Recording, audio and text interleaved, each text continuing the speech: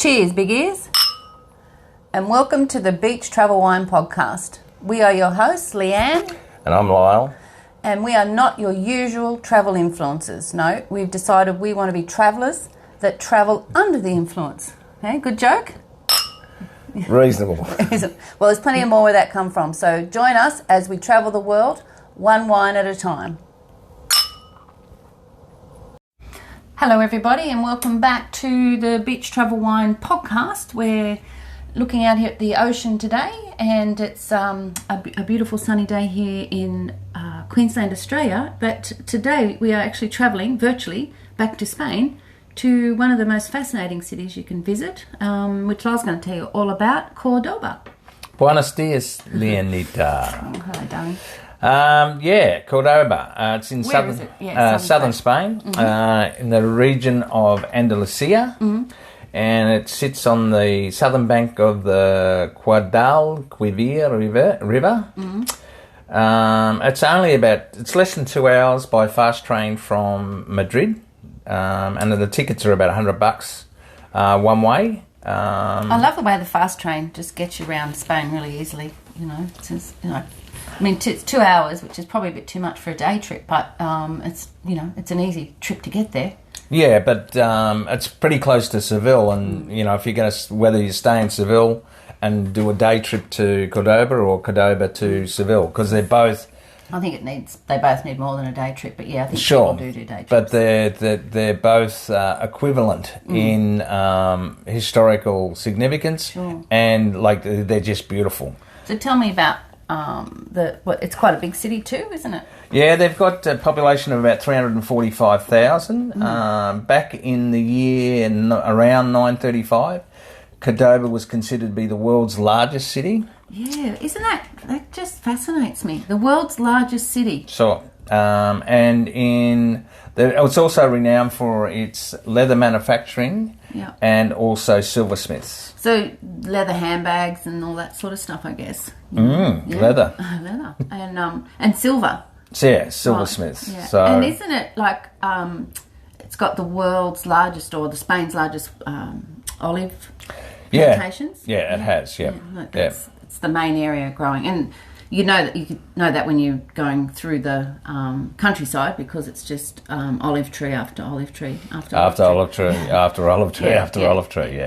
Yeah. So history, it was an important Roman city and major Islamic centre in the Middle Ages. The Muslims' conquest in the 8th century and later became the capital of the Umayyad Caliphate of Cordoba. Well done. So how that all came about is the Umayyad dynasty. There was a civil war back in Syria, and the Umayyad was Caliphate was exiled, and he ended up in Hispania, Spain. And so he established the Umayyad Caliphate of Cordoba. Right. He and future family, because that was actually the first Muslim inheritatory dynasty. So in other words, and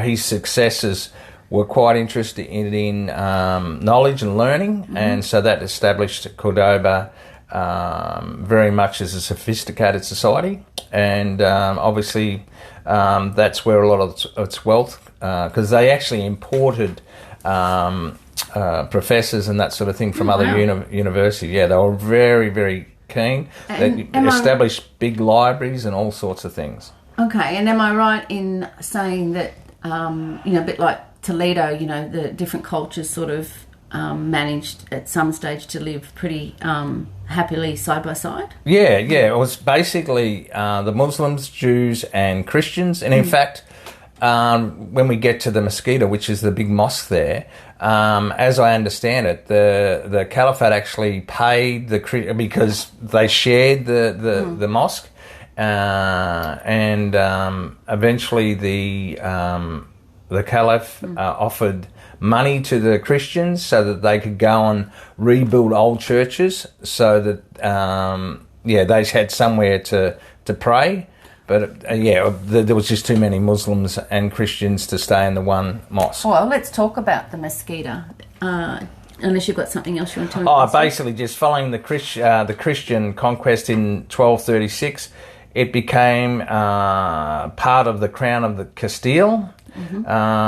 And basically, Cordoba has the most World Heritage Sites in the world. That's fascinating, isn't it? Let's say that again. Cordoba has the most World Heritage Sites in the world. Yep. Yeah. So that is that's a pretty good title to have, right? Yeah, and when you go there, you can tell why. Yeah, of course. Can I just tell you something? Two things, because I thought you'd be interested. Mesquita actually means mosque in Spanish. See. That makes sense. But did you know, okay, you're going to love this. I was going to tell you, and I'm like, no, I'm going to tell you live on air. Did you know that Cordoba is the birthplace of Seneca? I did.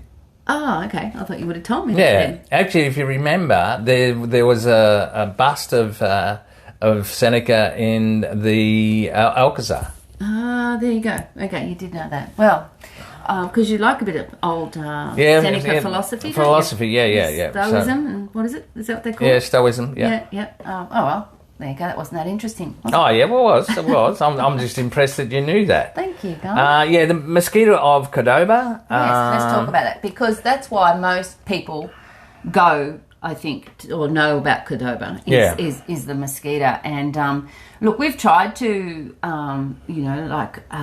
find out, whether the rumour is some people say it's the biggest mosque, some people say the second, and some people it doesn't even rate on the list. So I don't quite know where it fits, but it is a massive building, right? Yeah, it was built on the orders of Rahman I in 785 AD. Initially it was the mosque, but now it's the mosque was converted to a Christian cathedral in 1236, and its name now is the Cathedral of Our Lady of the Assumption. Or for short, the Cathedral of Cordoba. Correct. But how big? It's like 24,000 square metres. Correct. I mean, that's huge. And it's, I want to tell you about what it's like to walk into this place. Now, when we went there, we were quite lucky because it had a display of the altars from literally hundreds or plus churches, didn't it? Yeah. And these altars were gold covered, and they had flower, thousands of flowers, orchids decorating them, and like statues and stuff. So it was so decadent and elaborate and beautiful. Without those, it is just this massive big building, which has got all the arches, hasn't it? Now, tell me about the arches, because they're nothing to sort of... Yeah, well, there's 856 columns. But do you know what? There was 1,293. Was there? Yeah, before the cathedral. So... Oh, okay, fair enough. Yeah. So they took out, over a third of the arches to put that cathedral in, but you're going to probably talk about the cathedral. So, 856 or columns, yeah? Yeah, and they're made of marble and granite and jasper and, other fine materials. So they're like horseshoe shaped, right? Yeah. It's the Moorish red and white horseshoe-shaped arches topped by a second Roman arch to add height and lightness to what is the second largest mosque in the world. Well, that's what I... Yeah, sure. That's what my Google said. But if you think about that, 860 odd arches, that's a lot, right?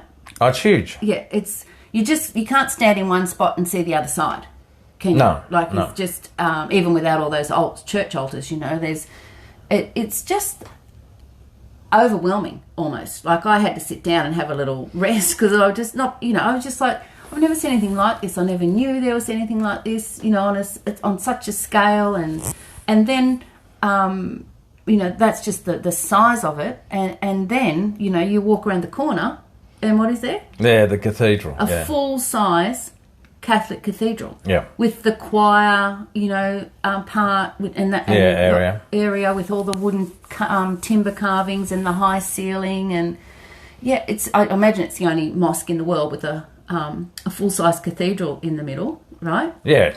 And then they've also then around the edges of the Mesquita, the mosque, is they've converted some of those arch areas into like little, not sanctuaries, chapels, right? So all around the edge they've got that sort of Christian decadence as well, or Catholic decadence, you know, of all the little chapels. So there's just so many of those, and some of them are quite just fascinating to look at too. And then they've got a monstrance there. It's not bad. Yeah, it's pure gold. Yeah. Oh, look, it's incredible, the beauty of it, and it's known as one of the best Muslim or Islamic architecture sites in the world. And initially the Christians never did too much. They didn't change it too much. But around the 16th century, they made major renovations, and that's when they put in the cathedral. And to me, it's pretty obvious that the Christians, when they decided to do the cathedral, it would have been a bit of a competition to see what sort of architecture and how elaborate. But they have services so you got to go through this huge mosque. Yeah, every day through the keep saying Gothic, but it's not Moorish. The Moorish architecture, and that the Moorish had them. Like the Catholic is ornate and like decadent, whereas the Moorish is, I don't know, I just find the Moorish architecture, more decorative and... it's far more decorative. Yeah, just an arch after arch after arch of, the red and the white, the marble I could talk, I'd go back there in a heartbeat. And it just surprises me that a lot of people have never even heard of it. And, it's unique because it's got a full-size cathedral inside. And this is how big it is. The full-size cathedral...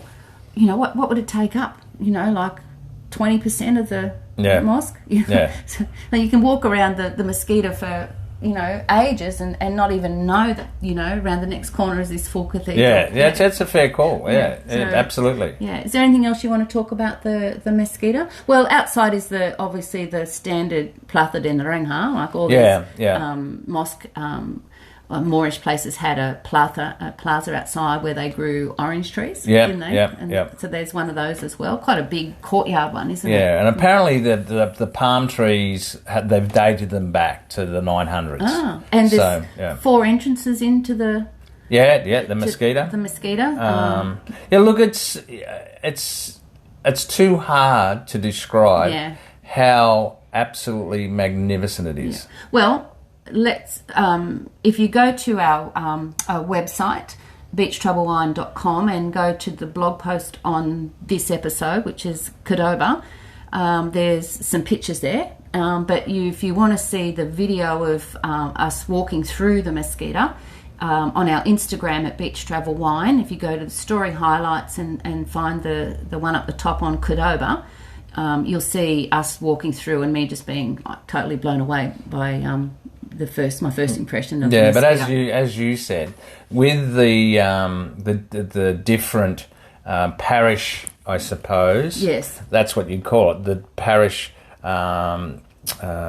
tributes, or with all the flowers and the gold statues and that sort of thing. Flags and I actually tried to find out whether that was an annual sort of competition, whatever. I couldn't find that anywhere. No. So maybe we were just lucky that particular trip. Yeah. But it was magnificent.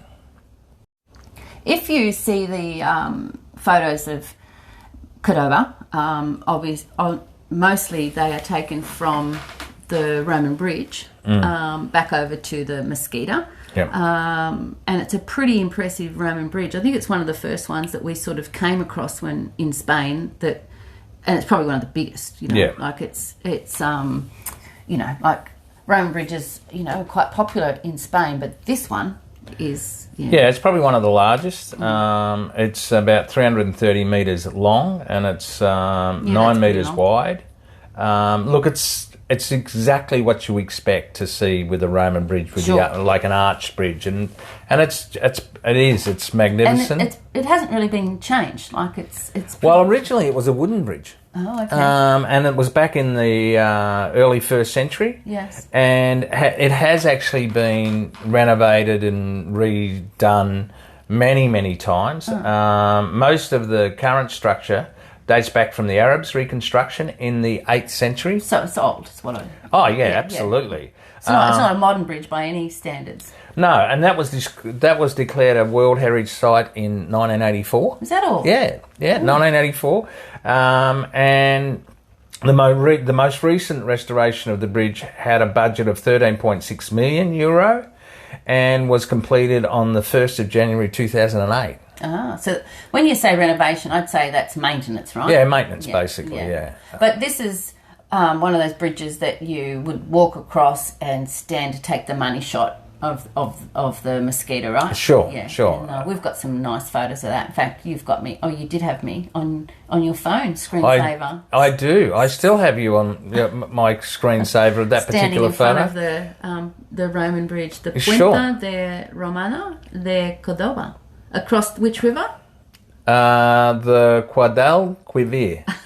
That'd be a smart ass. But anyway, but it reminds me very much of the equivalent would be in Zaragoza. See, I was thinking exactly the same thing. Yeah. So it's obviously they've got like a promenade area along the river, or a path, like a stone sort of pathway with a little wall that goes along the Guadalquivir River, and the Roman bridge is actually, just behind the Mesquita, isn't it? So, if you're there looking at the Mesquita or the mosque, you just go outside and around the back of it to the river. It's right there, and you can walk across this river. I'm not sure if it has cars can go across it because there's a modern bridge just up further. So it's you can't. No, it's a pedestrian bridge now. And that particular the river that actually was used for irrigation of the Alcazar. Oh, okay. Irrigation. Yeah, so they use that water for the gardens and. Oh, okay. Well, that's a good segue. Good on you. Oh, I thought I did that really well. So that's. Pray what Alcazar? Yeah, there you go. So the Alcazar de Los Reyes Cristianos, which is the castle. Right. The fortress served as one of the primary residences of Isabella I of Castile and Fernando II of Aragon. It was built in 1328 on the site of earlier structures. Like everything in Spain, all the major ones are built on past structures. Oh, that's not a castle. Let's knock that down, and this is a castle. Yeah, pretty much. Yeah. Now the Alcazar is not far from the Mesquita either. Cordoba's not the old city of Cordoba, even though it's got 345,000 people. The old town is quite a like a lot of these places, quite a small, compact area, isn't it? Yeah, it's how far would it be? A couple 100 metres, maybe? Yeah. But even where the Mosquito is, the palace... and the Mesquita, the Arab palace was right next door to that too. So you don't have to walk far to just be blown away by these historical sites. And this actually, the Alcazar was declared a World Heritage Site in 1994. Do you know how many? You say it's got the most. 4. Okay, of any city. Correct. Yeah, but see, that's a little bit unfair because if you look at, say, Salamanca, the whole old town, isn't it, is a World Heritage Site. Sure. Oh, but so is Cordoba now. Okay, so... what is it? Cordoba? Cordoba. So, but if Salamanca... it only has one, but there's lots of things in that, really, isn't it? So I guess it's a bit of a false statistic there. Yeah, maybe we should talk to UNESCO. All right, we'll do that to clarify how they award them. I'll just check my diary. Yeah, sure. Get onto that. So tell me a bit more about the Alcazar de Los Reyes. The Alcazar was used as one of the first permanent tribunals of the Spanish Inquisition. And when would that have been then? I would have thought back in 1500s, because basically what happened there is that when Isabella and is it Fernando? Yeah. No, it's not. Philippe? No, it's... Ferdinand. Yeah, Ferdinand. I messed that up. But yeah, basically they decided they wanted to get rid of the Jews and the Muslims out of Spain. They said they can either convert to Christianity or they had to go. Now, the Inquisition was brought in because basically for what do you say? Oh, I can't think of the word. Heretics. Heretics? Okay, heretics. So in other words, heritage. Heretics. Oh. So basically, what they are people that say they've been converted. Oh, I see. But they haven't. Okay. So that's why the Inquisition was brought in. Yeah. And So tell us about the Alcazar though. Like it's like got. Well, the one other important thing is Christopher Columbus had his first audience. Christopher Columbus had his first audience with the Catholic monarchs in order to solicit support for his expedition to find the Western Sea route to Asia. Okay. But tell us about the Alcazar now. Like it's got towers and rooms. Yeah, it's got 4 towers. It's got all sorts of... It's got a hall of mosaics, which is absolutely beautiful, which I think is where I saw... the bust of Seneca. Okay. It's got a courtyard of the Moriscos, and this is surrounded by verandas. Courtyard of Moriscos, is that seafood? Like, isn't Moriscos seafood? Moriscos is seafood, but I think it's to do with the Moors. Okay. And the courtyard of the women. Yes. And the courtyard of the women was named after the fact that it was a women's prison at one stage. And then you got the reception hall, and then you got the royal baths of Donna Leonor. And she was like the mistress of the king. Yeah, that's right. That was King Alfonso the 11th. This Alcazar, some of the Alcazars you go to are not in as good repair, but this one, you even went up the bell tower. Yeah, the bell tower, and I've got like a little video on Instagram saying Rapunzel, Rapunzel, let down your hair, and Lyle didn't even know who Rapunzel was. So I'm still not sure, but anyway. If you saw his hair now, you'd think that was a joke. He's got his Jimmy Barnes hair on today. Rapunzel. So that's on our story highlights of Cordoba as well. So and there's like the wall around the Alcazar. You can walk around that and through the courtyard and through their salons. It's a massive, big sort of castle, really, isn't it? Yeah, and different to others because it's not on top of a hill. You know, a lot of the Alcazars are up high. Yeah. This one's down at the river level, isn't it? So there's no views there as such, but it's quite large and lots of areas to explore in really good condition. Yeah, look, from the outside, because it was built as a fortress originally. Yeah, it's got a great big wall. Yeah, it's huge. It's huge, but it's not that elaborate. And even inside, it was, as I said, it's built for defensive purposes. It's not that elaborate, but when you go outside to the gardens, that's when you're impressed. So now we're talking my language, gardens. Yeah, the Jardins del Alcazar. Jardines. Jardines. Oh, sorry, Jardines del Alcazar. You don't say J. Sorry. You don't say Jose. You say okay. Jose. Do you know how big the gardens are? I do know how big the gardens are, but I've forgotten. 55,000 square metres. Just let me get my head around that. 55,000 square metres. And the Mesquita was 26,000 square metres.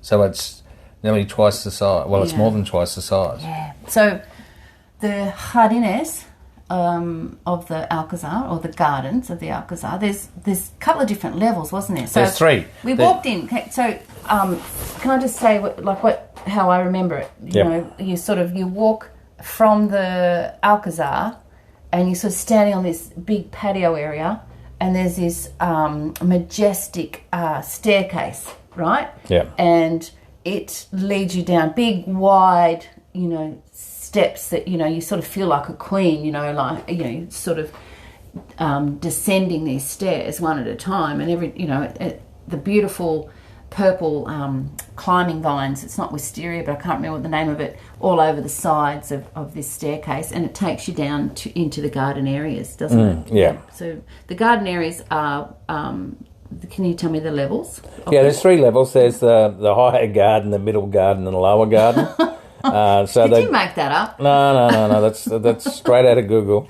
Look, it is magnificent. You've got the higher garden occupies the space between the Tower of the Lions and the royal stables, and the middle garden stretches along the castle wall that separates the gardens from the courtyard of the Moriscos. It is reached from a grand staircase, which you talked about, which is and includes 2 large pools. That's right. The large garden includes 3 elongated pools linked with flowers and trees and other manicured gardens. Yes. Look, the gardens I was so blown away. They were just beautiful, and the manicured cypress trees and it was just magnificent. We've got obviously lots of photos of that with the show notes at beachtravelwine.com and videos on Instagram. There's a couple of places that were just that stick in my mind, and one was you say manicured. Topiary, I think it's what they call like shaping shrubs into shapes. Really? Trimming, let's say shaping a hedge into a... yes, there's lots of hedges. There we go. But there are these ones that probably stand, I'm thinking, 1.5 meters, maybe 2 meters tall, and they are a perfect vase, or not a jug. What are the vases with the 2 big handles on the side? Vases with 2 handles on the side. And they're just like one after the other in the garden bed, and then they've got like the weeping trees, a silvery grey colour, and then around the bottom... Are they like willow trees? No, they weren't willows, because willows are like a bright green. These are a silvery grey, a bit like a willow though. And then around the bottom of these great big jugs with 2 arms. Go and have a look at those, because the name will come to me. Vase, no. Jug, no. Anyway, around the bottom of these hedges that are shaped that way, a ground cover of like a mat of golden yellow all around it. So it's got the silver grey, the yellow, the hedges shaped. That's down the back of the garden, and then you turn around. And we do a bit of singing in our story highlights. There's like not just 1, not 2, but 3 rose gardens. Yeah. Beautiful rose gardens, just there. And then you turn around again and you're walking up a pathway, and they've somehow made the cypress trees look like go round and round like a spiral. Yeah. Next to the ponds. Is that the way they've manicured them, like the spiral? Yeah. I don't know. It's called manicuring trees. Okay. Well, that word you used before. That's what you do with your nails is manicure. But I know. But they do say manicured lawn. So okay, I'm probably wrong. You're probably right. That's happened once before in 2010. But let's keep going. So it's got the ponds with the fountains, the water features. With these beautiful manicured flower pots, or like flowers all the way around, and you can just wander through there. It's the tiles on the paths, it's the trees, it's the palm trees as well. It's got that dry climate, which is fabulous for growing palm trees. It's just wonderful, wonderful, wonderful. I loved it. I loved everything about it. I think that we, even though it's 55,000 square metres, the way it's designed, it seems compact. Sure. Like every corner you turn, you just, wow. Yeah. I didn't expect to see that. It was quite busy too, because I ran into some other Australians that were there on a tour. But you didn't feel like it was too touristy because everyone was out walking around. Yeah, I can't remember how much to go in, but it wasn't much. Maybe €10 and maybe €12 with audio. But then that's part of the Alcazar, right? Sure. Yeah. So, and we didn't do it because, we did something else at that night, which we'll tell you about in a little while. But they do nighttime shows in there, which should be spectacular. Oh yeah, it would be. They do that in Seville too. Like I think lighting up the gardens of the Alcazar and at night, and they put on shows. It's a pretty popular thing to do. So actually, one mistake I remember we did make, because I was so blown away with the Roman Bridge, the Mesquita, and the Alcazar. Yeah. I said to Leanne, I saw somewhere sign? The Botanic Gardens. That's right. The Cordoba Botanic Gardens. And I thought, they will have to be off the charts, because if this is what it is, imagine what the Botanic Gardens is. And it was a pretty warm day, and Cordoba is known to be the hottest city in Spain. Really? Yes, it is. Above Seville? Yes. Huh? Seville's second to Cordoba. Huh. Anyway, we decided to go for a walk, and it wasn't a short walk. No, I reckon it was about 5k. And we went to the. It was a nice walk though along the Guadalquivir River. Very good, Leanne. Very good. She's just practicing how many times she can say the name of that river, mainly to really stick it up me, because I have trouble saying that. Anyway, we walked and walked and walked and walked and walked. We finally found it, and I think the first entrance we went to go in, it was closed, so we had to go and find another entrance. Anyway, the Botanic Gardens were a little bit disappointing. A bit below average, weren't they? Yeah, when you compare what we just seen. Look, we gave them a good go, though. We're just like, well, maybe, Every corner we went past, we thought, well, it's going to get better. It's going to get better. But, yeah, unfortunately, it didn't. No, there were, anyway. But so don't go to Botanic Gardens. I'd steer away from that. Although the good thing was, the walk was so far and it was so warm. By the time we got back to the old city, we were so thirsty. While we're talking about gardens, I just quickly want to add something else that that the Cordoba is famous for. Before we talk about one of your favourite things in the whole of Spain, is if you've heard about Cordoba, you've probably heard of the Mesquita, the Roman Bridge, and the patios of Cordoba. Now, patios is probably a word that doesn't really describe what this is. So every year, in the first 2 weeks of May, they have the Festival of the Courtyard. So when they say patio, it's more of a courtyard thing. And local people, businesses have a competition, who can have the nicest courtyard. Now, if you try and imagine, we've got like a white courtyard that is paved in terracotta sort of tiles, and every white surface they've got is covered in pots of coloured flowers, and then... And the ceramics. And the ceramics, and... Also, they've got like the bougainvillea, the bright colours of that, climbing over every doorway that they can possibly find. And yes, then they've decorated it with ceramics and also outdoor furniture now, which is sort of obviously ceramic and mosaic as well. And, people just open up their homes and hundreds, thousands of people come to Cordoba to wander through these patios and courtyards. Now, some people, like a whole street does it, so there's famous streets for it. And as I said, it's a competition. So the first week in May, it's judged, and then they're open through that second week as well. But you can go. A lot of them keep them open all year. Sure, we actually walked into some of them and were just and we were there in like July, August, I think. So actually probably later. So it's still beautiful. Oh, exceptional. Yeah. And the whole town gets into the spirit of it, so it's one of the prettiest towns with flowers. So how did you find out about that? The patios? Oh, that's right. That's an interesting story, isn't it? When we were in Tarragona, I went to buy a pair of shoes. That's right. And The gentleman there was, he didn't speak English, and that was before I spoke Spanish very well, and he was telling, I said we were going to Cordoba, and he just said, you have to go and look at the patios, you have to go and look at the patios. Correcto. Sí, gracias. So yeah, that's pretty interesting. Now there's one place called the Viana Palace, which in itself, it has 12 courtyard areas, so that's one of the most popular ones to go and see.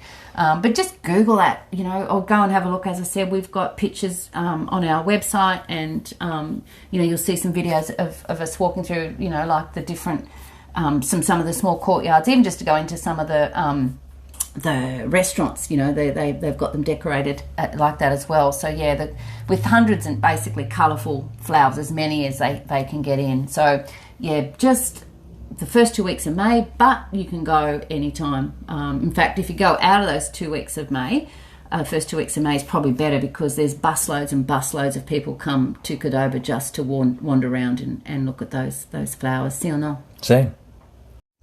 So on to one of the highlights of our Spanish travels. I know we keep saying this, but if you had to ask us a top 5, I'd say this would be up there in definitely in Lyle's top 5.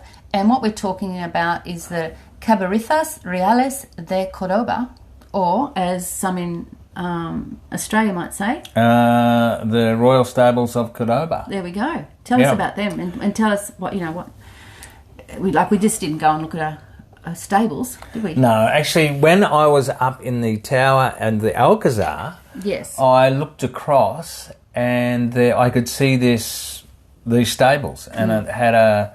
I'm not sure what they call it in show jumping arena. Yeah, that's right. Yeah, I could see that, and I could see them practicing, and I thought, God, that looks interesting. And I've always loved what they call over here the Spanish dancing horses. Mm-hmm. Anyway, a bit of the history. The stables house the best stallions and mares of the royal stud breed Andalusian horses, which is pure Spanish horses.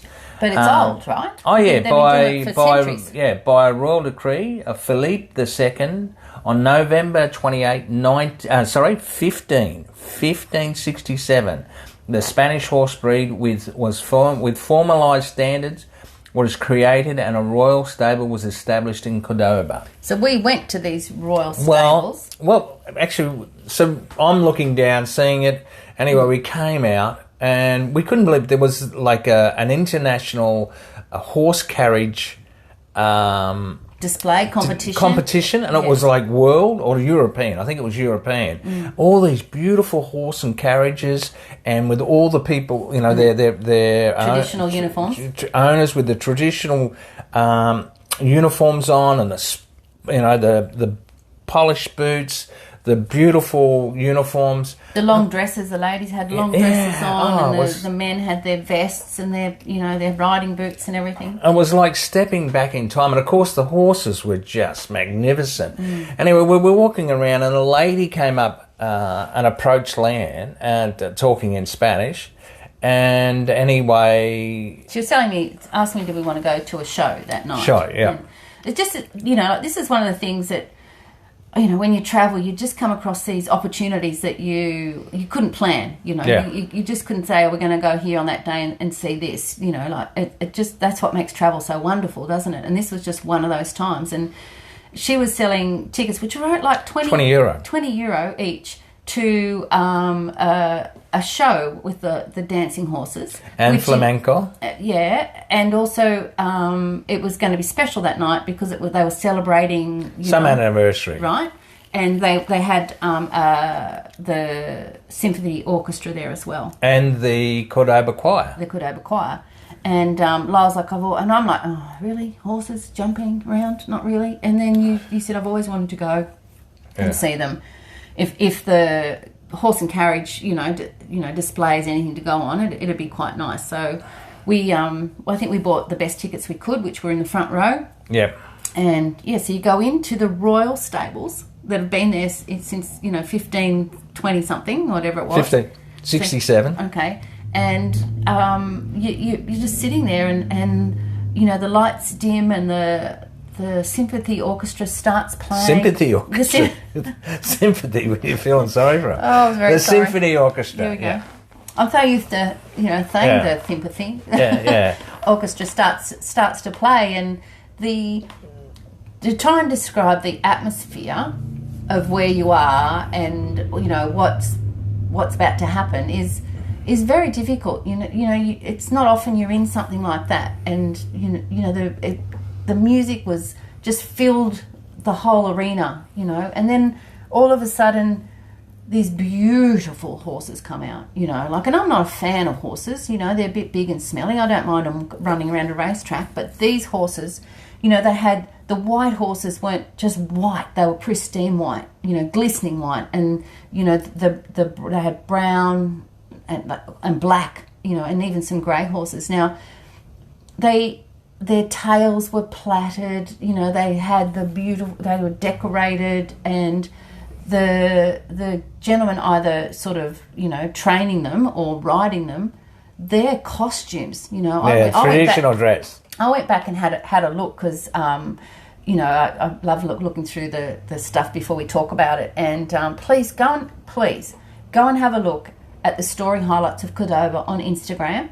And I'll put some photos on our website. But the videos of this is spectacular. Yeah. Now, these horses, and we're right there in the front row. We're a metre from the horses, the parade area. Yeah. And they're going round and round, and we're getting sand sort of not sprayed on us, but certainly we could hear the horses, and it was they're breathing when they're coming past, and so they're doing some riding them, and they've got some big poles they put in the middle, and they all do a dance, and they've got their uniforms on, and then they bring out the horses that start jumping. I'm sure there's a term for it, but jumping on from their hind legs straight up off the ground.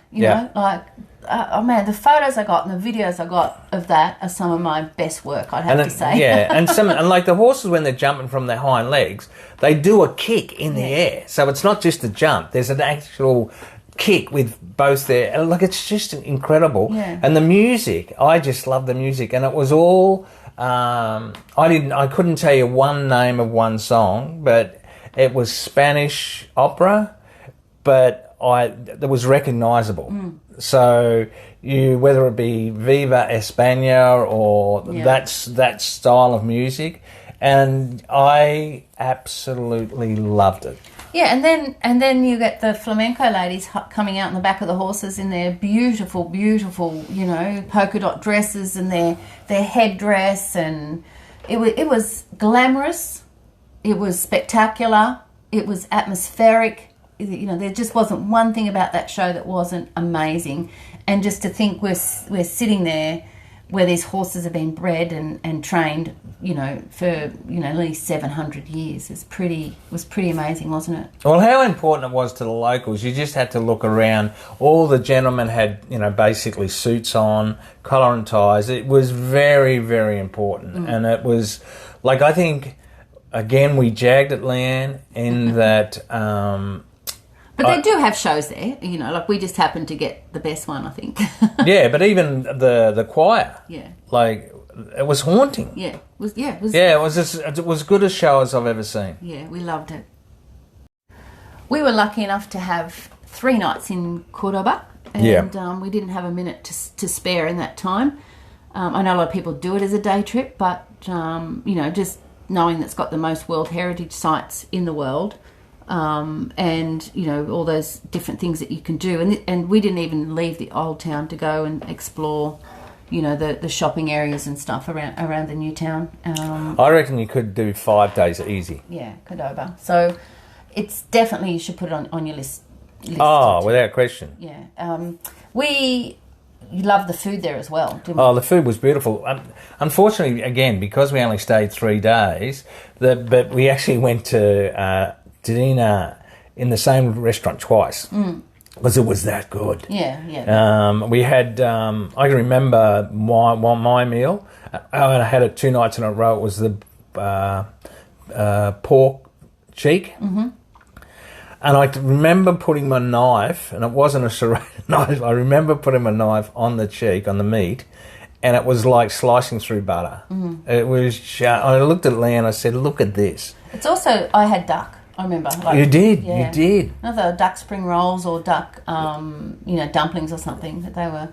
But that restaurant was just down from our apartment, and our apartment was nice, but the problem we had with our apartment, and we're just going to finish up quickly, so I won't go into it too much, was we were in a plaza area, which I thought would be nice, had a fountain and everything, but in the plaza was a flamenco museum, and they set up a stage outside the flamenco museum. We didn't ever see a show there, but it's a wooden stage, and of course it's got the hardwood, so when they do their flamenco dancing, it's the stomping. Yes, they it sort of adds to the whole performance. But we've talked before about how people in Spain eat so late, and we looked out our window one day, and down one morning it was 2:00 in the morning, and there's still people sitting outside the restaurants and eating dinner. But the worst thing is, well, that wasn't a problem for us. Then when they all left, they had to walk through our plaza to get to where they're going, and they just think, oh, a flamenco stage. I couldn't just walk past that and let everyone sleep, could I? No.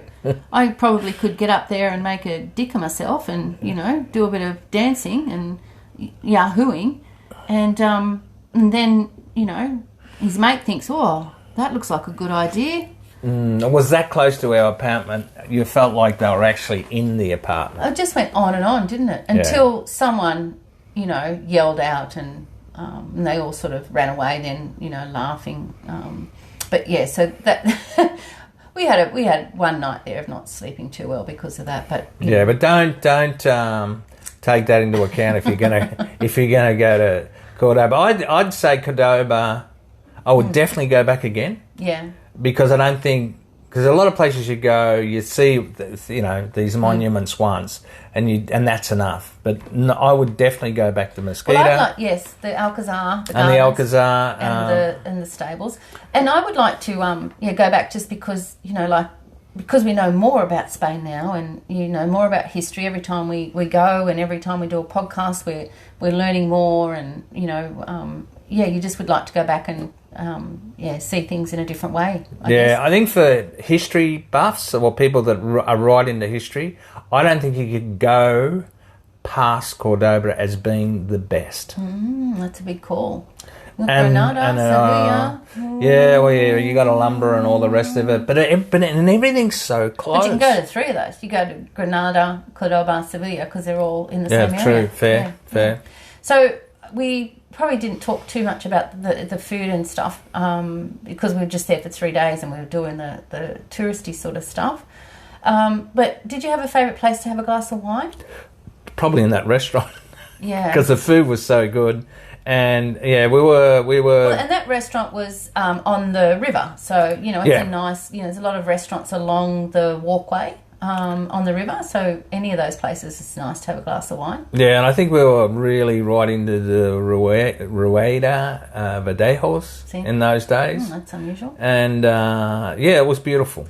And my favourite place, which is sort of probably a bit unfair because is in the plaza where we were sitting having a drink, and round the corner come the boys that we met in Cadiz. Oh, right. That's right. Yeah, I forgot about that. Yeah. We met an Aussie couple of guys. They're from Sydney, I think, weren't they? Yeah. And we met them in Cadiz, and the day before we headed to Cordoba, and they were heading there too. And they're like, "Oh, we'll catch up. We'll see you. We'll see you there." And when you get to Cordoba, you just realise, there's thousands of people walking through the Mesquita. We're never going to see these guys again, And then we sit down in this gorgeous little plaza, and here they come, around the corner. Yeah, just as we're saying, well, we were saying, well, we won't get to see the boys. We'll get to see them. And we looked up, and there they were. And one of the guys obviously had to drive. He wasn't happy with us. He wasn't happy with us. Because we said, "You're going to have a drink." And he's looked at his watch and said, "We can have one." Yeah, he said, "We got 20 minutes. I want to leave in 20 minutes." Anyway, an hour and a half later, they left. And, fabulous guys, funny, it was a lot of fun. Really good. Yeah, so that was my favourite place to have a... Oh, I forgot about that. Can I change mine? No. Okay, fair enough. Anyway, what do you want to say to the listeners? Hasta luego. Hasta luego. But yeah, before I say hasta luego, just please go and have a look at the Instagram, Cordoba Story Highlights. Go to the website at beachtravelwine.com and where you'll see the show notes for this. And, we'd really appreciate it if you're enjoying the podcast, which we know some of you are. Thanks, kids and friends. Relations. We're really enjoying doing it. But, it'd be nice if we got some 5 stars, if you want to give us 5 stars. And even maybe some, constructive criticism. Sure. How we can make it better. Oh, is that possible? More. Thanks for that. All right, on that note, hasta luego, mis amigos. See.